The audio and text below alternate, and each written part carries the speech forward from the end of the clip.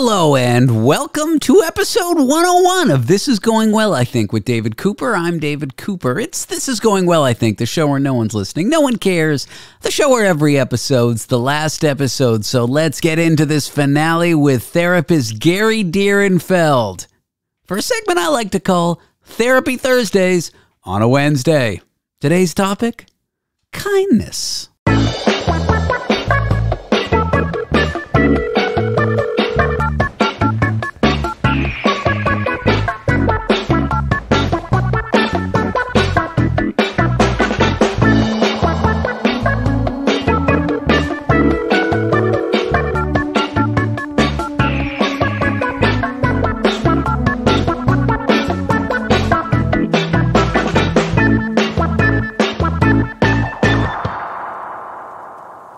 How are you?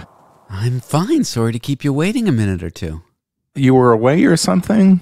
I had Thanksgiving here with 12 people. I cooked the dinner almost completely. My friend Allegra made the sweet potato dish. My girlfriend Miranda made the stuffing. But I did the duck. I did the salad. I did the potatoes. I did the green beans. Whoa. What? Duck. Duck, yeah. I love duck, and I haven't had it in a long time. Well, there's a reason people eat turkey only one time a year, because it's terrible. I like turkey. No, you don't. I swear to God. Next thing you're going to tell me you like kale. No, I don't like kale. Okay, good. But we actually had turkey thighs a couple of nights ago. The thighs are good if they're done properly. Yeah. Although when I was a kid, my parents took me to whatever Disney blank was in Tampa. Or is it Orlando? Orlando. I don't know, Disney World, Disneyland, I don't know the difference. But my parents took me there, and there'd be these Americans walking around with these turkey legs. Oh, the leg. Yeah, just gluttony. Something out of the Flintstones. I know. And I just have very negative associations with going there as a young Canadian boy and just watching the carnage that is America as these families queued up to watch Mickey Mouse and eat their turkey legs. It was just too much for me. But no, those are good. But the problem is when you put a whole bird in the oven, it's never cooked evenly. You haven't had mine. That's all I can say. Fine. But I have had a lot of other turkey. I don't mind cold cuts, like, sliced, whatever. Yep. But I've had enough turkey in my life. But duck is that's fantastic. That's great. Festive, special. I did 11 duck confits. I did a good job with them. Everyone was happy. It's a Thanksgiving tradition for me because I'm not American, so I have no Thanksgiving traditions. I've only been doing this 3 years. I mean, I've been in the U.S. much longer, but I've only been hosting Thanksgiving for 3 years. So I had all kinds of people come in from out of country and out of town to visit, so it was just quite the romp. That was my vacation. But no, I didn't really leave town. I guess I was in Toronto for like 2 days, but that's it. All right, random question for you, Gary. What's your full name? My first name is Ira. My middle name is Gary. Ira Gary Direnfeld. Yeah, I'm the youngest of 3 boys. The 2 older brothers didn't like the name Ira, so they only used Gary, and it stuck. Wait, you go by your name simply because your brothers did not care for your first name? Yeah. Okay, people have all these crazy origin stories about their nicknames, and for you, it's just, my brothers didn't like my name. That's it. So they went by my second name, and that's it. It is such a pain on documentation. It is such a pain crossing the border. What is your name, Gary? Oh, wait a minute, it's Ira. And so, in those official spaces, it screws things up if you go by your second name. Yeah. So, crossing the border, I'm Ira, but that's the only time. Oh, and for some medical things, because on the health card, it's also Ira Gary Direnfeld. So I have to remember that if I go for blood work, they'll call out Ira, not Gary. You have any trouble crossing the border ever? Where I get into trouble is when I try and get a criminal reference check for volunteer work. Oh, here we're getting spicy now. Every time.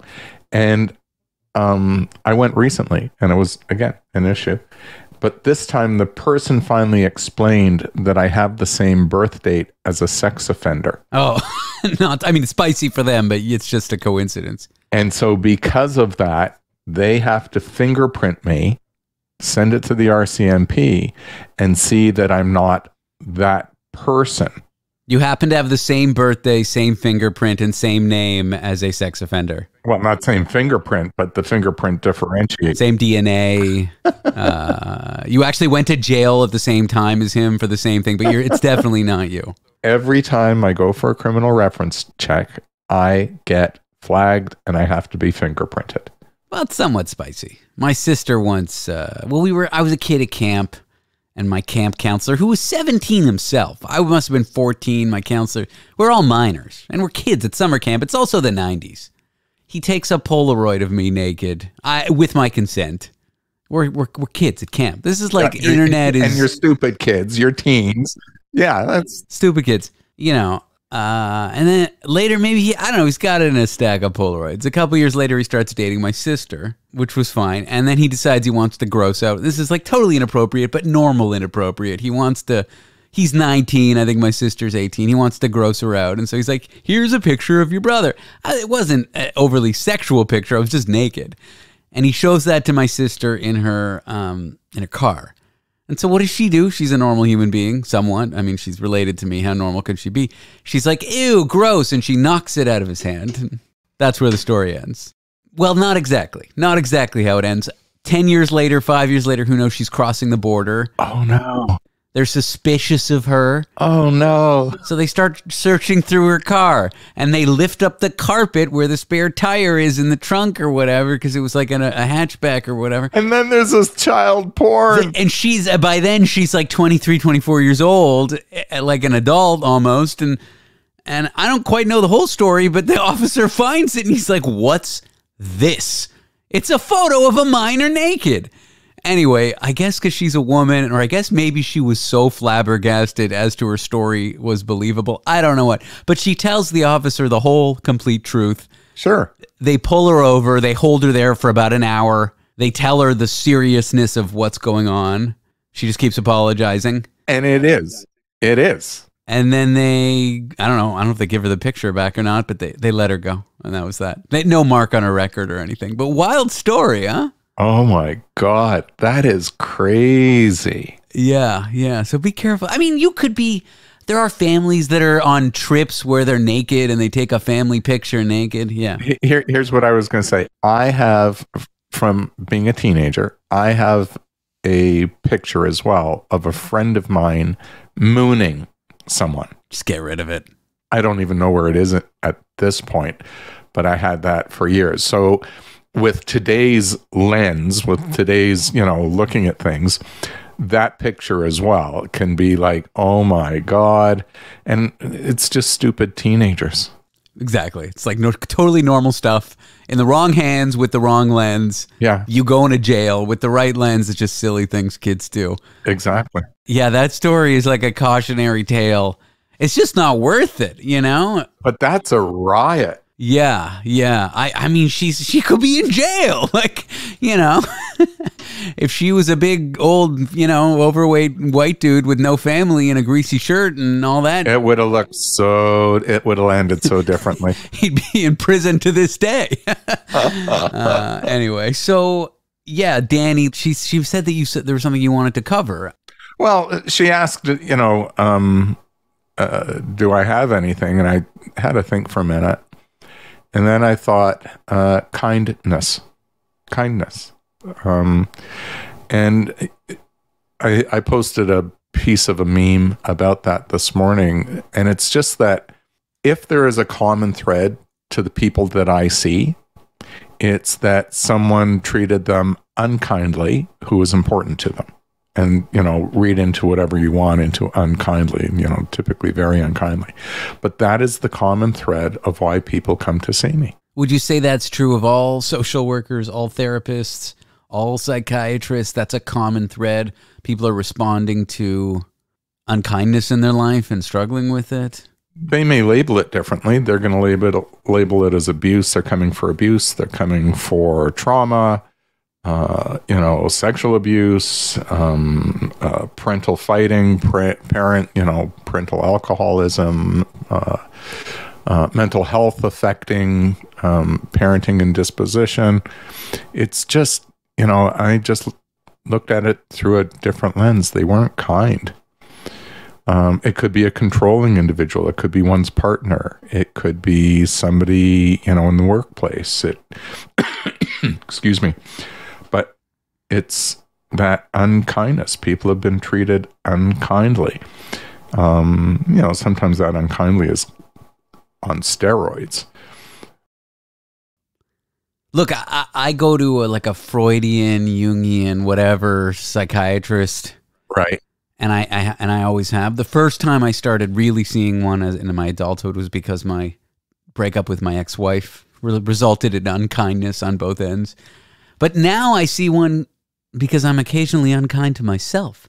I think this lens can be used to describe not just what you do, kind of social work, but also like any kind of therapy. Yeah, absolutely. When people are struggling with their own personal problems, it can be because they're unkind to themselves.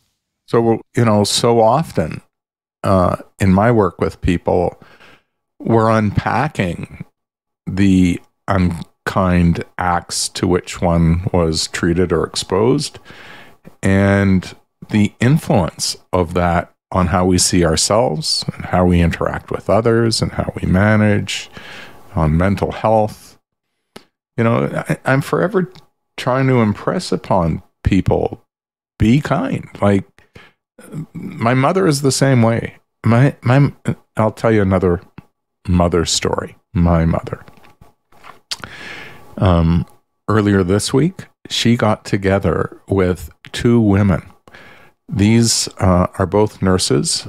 They both worked at Sunnybrook Hospital in the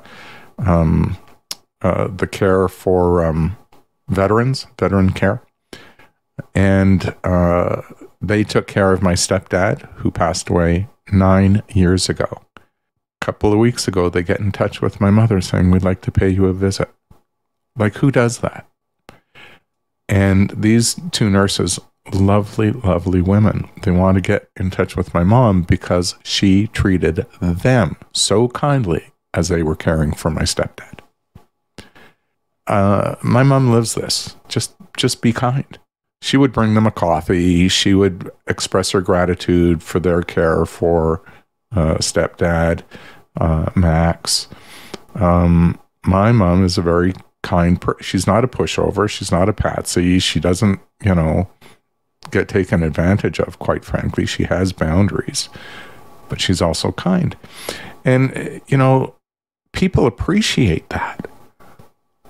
Appreciate that to their core. And that is what's healing in a therapeutic relationship. That's the holy grail we look for in our intimate relationships. Just be kind. It's not enough to not be an asshole. That's a low bar. Don't be an asshole. But actually be kind. Go out of your way. Do something for the other. Elevate them. We've talked about narcissists in the past. I'm not talking about, how this works with a narcissist. I'm just talking about basic. And even if you're living with a narcissist and they're an asshole, can be an asshole, you can still be kind. You still have to learn how to live or not live with them and manage that. But we don't want to let the behavior of another influence whether or not we're still going to be kind. And when someone's a complete jerk to you, the only thing you can control, really have complete 100% control of in a situation with a jerk, narcissist, asshole, whatever, is your own behavior. That's it.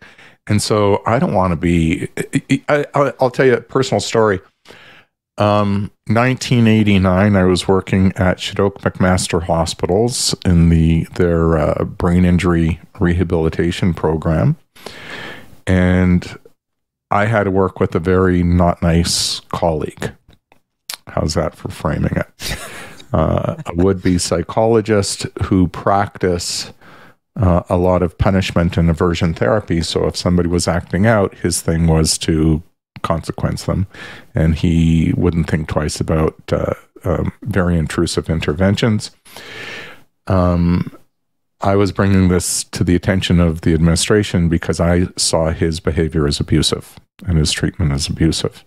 I I don't have an issue with restraining people if they need to be restrained. However, for a treatment plan, we go through an ethics committee. We make sure that we haven't, left any other stone unturned. We're working in a multidisciplinary team. Maybe the behavior is related to pain or to a speech language problem or to a neurological issue such as an epileptic circumstance. Anyways, he only wanted to punish people. And I was complaining about this and complaining and complaining. Finally, the neurologist resigns. I said, hey, neurologist, instead of resigning, why don't you complain? And she said, and I said, I am. And she looked at me, she said, everyone knows you are. Everyone. And then she said, when you get in the mud with the pigs, we can't tell the pigs apart. Oh my God. She didn't say much to me, but what she had to say was very impactful.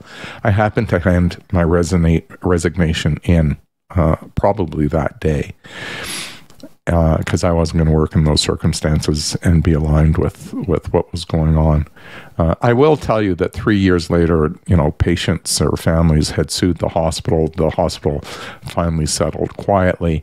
I was the whistleblower, and that was when I was validated for what had transpired. And that would-be psychologist actually wasn't a psychologist. He was a PhD in phys ed. No one did a credential check. Son of a gun. Yeah, it was a mess. Anyways. But by complaining every day, that colleague said to you, you were appearing like him, you're in the gutter with him. Correct. So what would have been, looking back with the benefit of hindsight? Exactly. How do I act kindly? How do I manage myself in the circumstances? I'm not going to get into the mud. And I may bring information to someone trying to hopefully resolve things well and peacefully. But I've also learned that if it's not going to be heard, I have to be careful not to escalate. Because now I may look untoward in my delivery. Sure. So, how did we get here? I've been talking about kindness. Yes. Yeah. We all can fall prey. We can all go down rabbit holes, myself included. But when the light bulb turns on, it's kindness that is really going to elevate us and managing ourselves regardless of the circumstance. And you had said it's about us managing ourselves. So part of what I just went through with you was in response to that. When, COVID hit everyone hard, we're still recovering from that. And during COVID, if I went into a grocery store and if I, bought some stuff, which I did do, I would always ask the cashier, how are people treating you today? I'd show them some kindness. I'd show them some empathy. And I was really sincere. How are they treated? And she said, oh, yeah, no. I said, okay, well, I can only hope you have a better day. And, they were so appreciative that someone asked them how they were, period. Yeah, I believe it. Gary, let me pause. Miranda wants to come in here. Sure. I'm just mentally taking a bookmark. We're talking about how you and cashiers at during COVID. Yeah. Miranda, do you need to get in here? Yeah, I paused the taping. Come on in.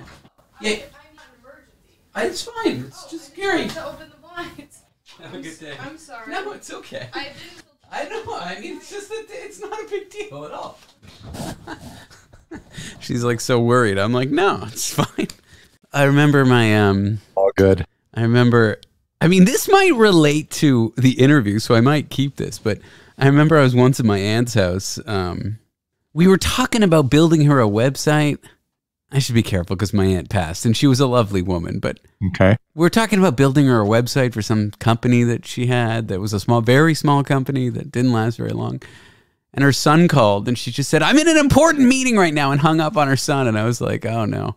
I can't. I think people sometimes treat their family like that when they're at work. No matter the seriousness of the work, they don't have time for them, and I don't want to be that. And so I was like, we can pause this taping. It's not a big deal. It's not like I'm on the taping with Obama. No offense, Gary, but you know what I'm saying.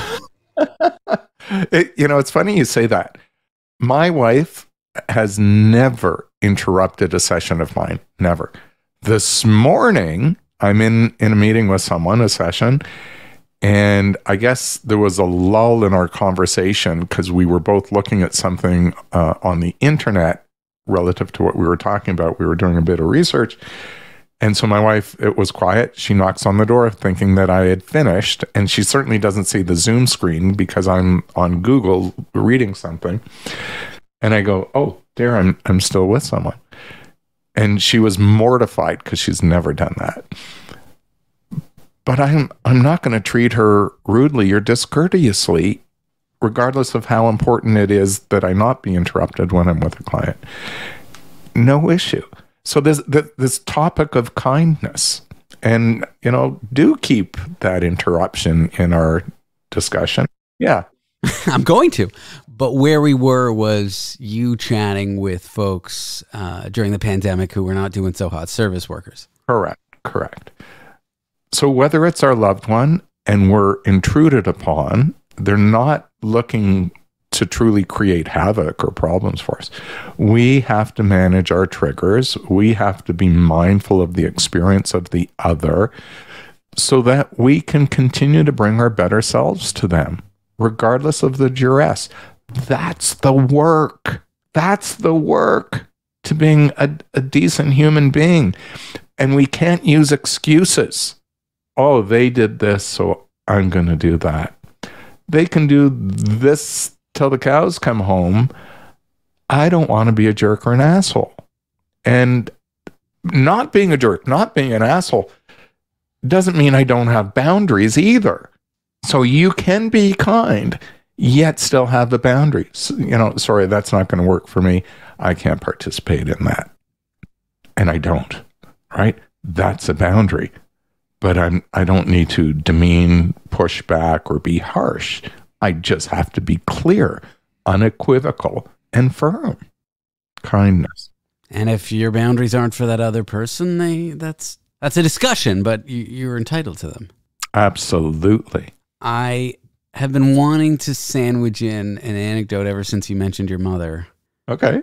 Because my grandmother, in her last few years, had a healthcare worker, or what's the word I'm looking for? Caregiver. Okay. Who came in, and I think almost every day by the end. And every Passover, was it? My grandmother had a brisket that she always would bring. And in her last few years, she simply could not make a brisket. She couldn't lift the thing up, even if it was a 5-pounder. She was probably 5 pounds herself in her final days. She was a tiny woman. This is such a Jewish discussion right now. I know, it's so Jewy. I thought you'd like it. I love it. I so relate. I can just imagine my 2'8" grandmother, who was probably 2'10" in her prime, hoveling over the baking pan, making this brisket. So later I came to learn that her caregiver actually in her last couple of years helped her with the brisket, because it was, she was not terribly mobile, but making this brisket and coming to Passover was very important to her. So after she died, we got a ring on the doorbell on Passover at my parents' house. And there was her caregiver with the fucking brisket, because by the end of it, she knew the recipe better than my grandmother. Oh, my God. She wanted to surprise us. Oh. And we were all in tears, just without even, no discussion. Just. Oh, I'm ready to be in tears just hearing that lovely story. It's kindness on both ends. I don't even need to tell you how kind and loving my grandmother was. She made everyone call her Bubby, which for those who don't know is like Jewy, Yiddish, Hebrew, I don't know, for grandmother. And so the idea that she made her caregiver call her Bubby is just like so funny to me. But she was born, she was great. But she was very kind, but also that caregiver was very kind. And it was, just a lovely vignette. And your story about your mother made me think of it. Well, I'm glad to have brought that recollection back to you. So you said, what do I want to talk about today? Kindness. In some ways, it seems so trite, and it seems so fluffy. It's kind of hard to stay here because it's so simple, but people struggle with it so much. Yeah, and it's more than not being an asshole. It is a positive thing to do, to be present for somebody, to hold space for them, to allow them their their feelings and emotions, while you may sit with your own discomfort, having to hear that. All of this is kindness. And the degree to which we can practice that, we bring it into our lives, not always by the behavior of the other, but by our own. And we can feel good about ourselves for having remembered just to be kind. So, yeah, that's all I wanted to talk about today. No, I'm glad it's a simple topic. It's a simple lesson. I'm glad we stayed here. I kept wanting to get distracted from it because it feels like to me all there is to it is be kind. But there's so much more to it. Why do people struggle to be kind? Or is that a question for the therapist chair? That's too big.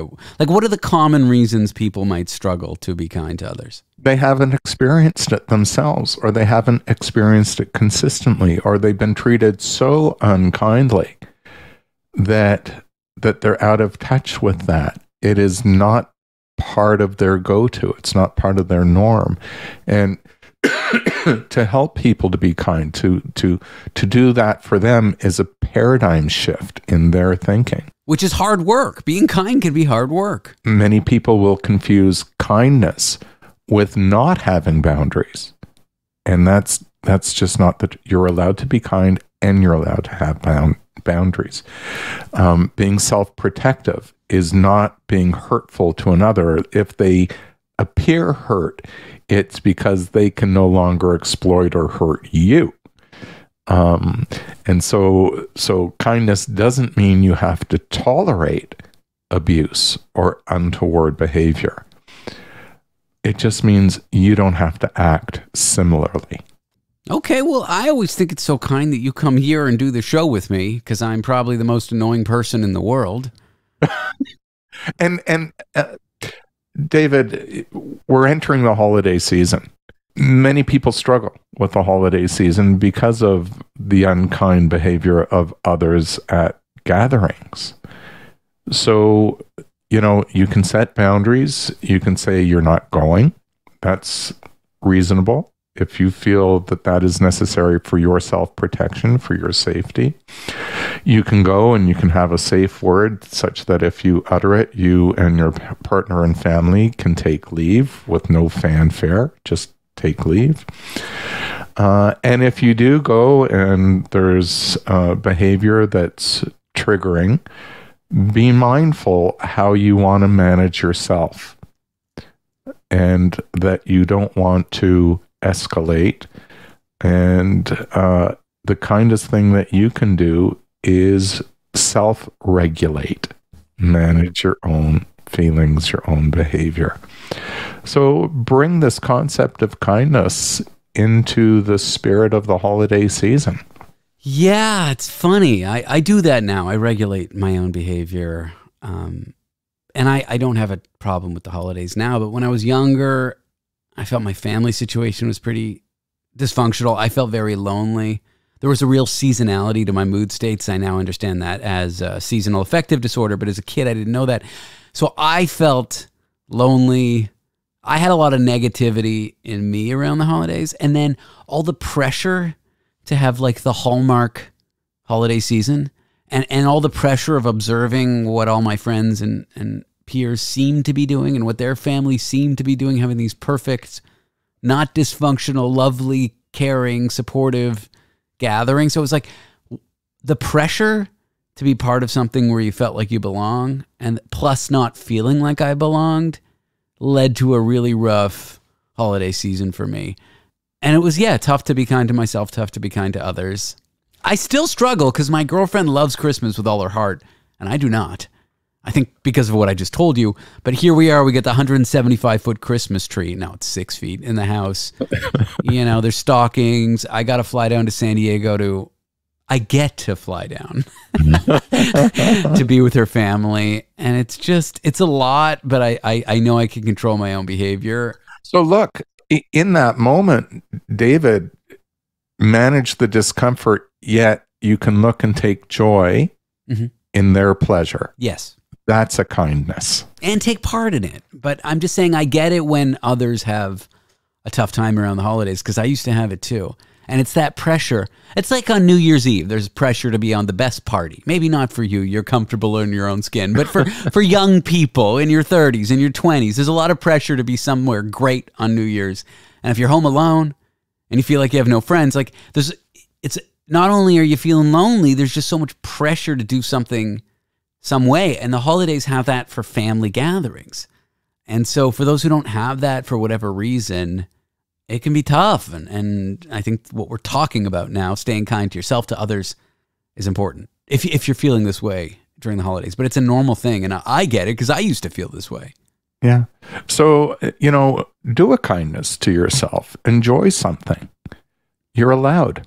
You're allowed to enjoy. You're allowed to be kind to yourself. But the great Jewish dilemma is the thing I enjoy doing is being miserable. So it's an awful self-fulfilling. I like being miserable, so I have to be unhappy. But the only way I'm going to be happy is if I'm miserable, which means I have to be unhappy. It's a vicious cycle, Gary. Vicious. We'll unpack that another time.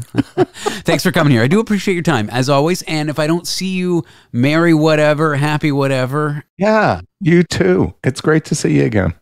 Oh, you're so kind.